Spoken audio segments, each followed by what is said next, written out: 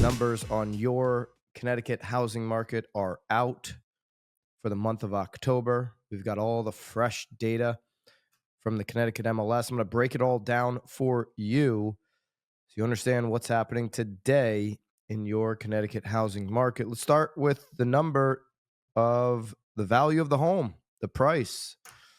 So we have listen, Connecticut's different than the rest of the country or most of the country, where we have prices that are still climbing pretty significantly here when it comes to single family and really all property types, but definitely single family homes.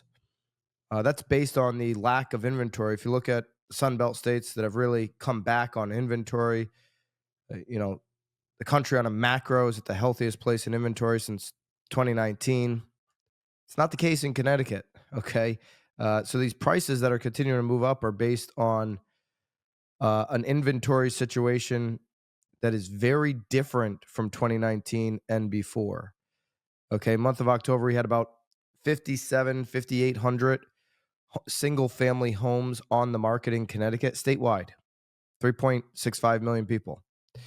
So just a little bit over 5,750 homes for sale, single family, listed on the market. You go back to just 2019, that October, there was almost 17,000 versus the 5,700. Completely different story on how many homes are for sale. And it's a supply, price is all based on supply and demand. I remember back in 2012 when every seller's like, what the heck? Can't we, 2013, 2014, what if we put an ad in the New York Post, baby? What if we get a Wall Street Journal ad?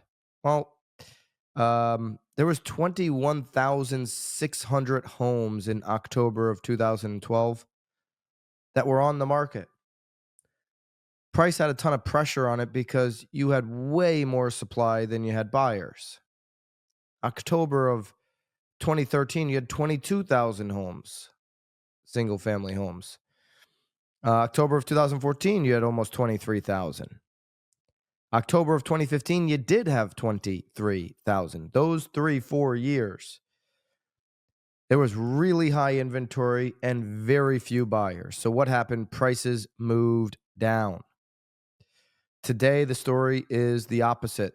The average sale price over the last 12 months in Connecticut has been $656,000. That's up 8.3% year over year.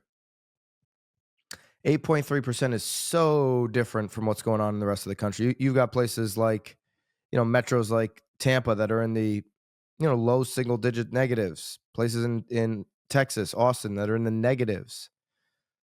You have a country right now on the macro prices that is moving basically sideways, flat.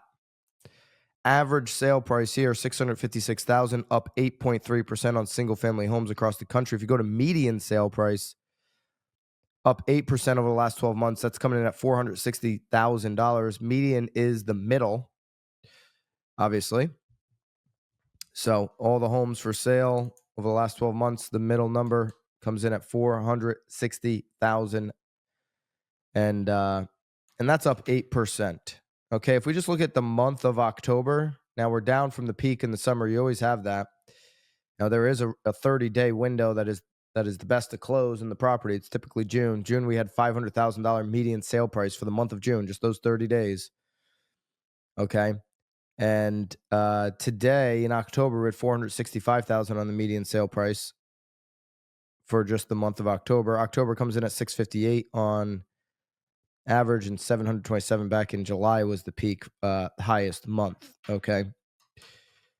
New listings for October took a decline from September. New listings on single family homes were less than 3,000, 2,900.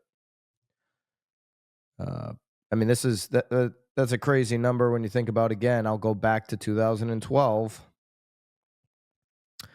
And 2012, we were getting new listing months upwards of 4,200. October was just under 4,000. and we're under 3,000. We are getting a little bit of an improvement here on new listings, new inventory to the market. We saw 2,900 in October of last year, so just almost 100 more this year. Looking at pending home sales, this is the one here that is, really kind of shows you the market. Low inventory. We can't have a lot of sales if you got low inventory. People say, well, how's the real estate market? It's doing great. Prices are high. Well, it's a real estate recession for the last 3 years when you look at how many sales, pending home sales in October, about 2,500, up 3.9% for the year. So pendings are starting to tick up. Closing sales are telling a better story, up 6% on the year here in, and I'm sorry, closing sales is up 3.5%. Okay, closing sales up 3.5%, and pendings is up 3.2. That makes more sense. So showing some improvement. Pending home sales at the lowest level we've seen since 2012, really early 2013. The lowest level we've seen since that time period. Closing sales, similar story, lowest level on closings.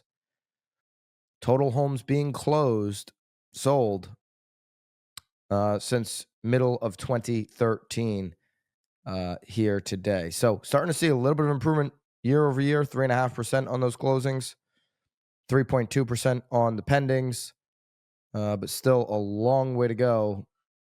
12-year low. And if you remember 2013, that was, people thought the sky was falling in Connecticut. It's like New York City today. Everybody's like, I want out. I want out. That's what's going to happen in New York, right?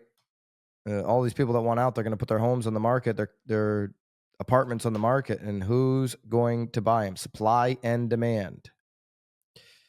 Supply and demand.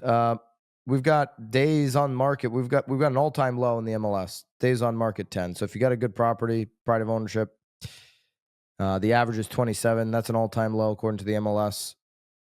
And months of supply, how many months it takes to sell. We're at 2.3 months of supply. Well lower than the national average, more than half lower than the national average.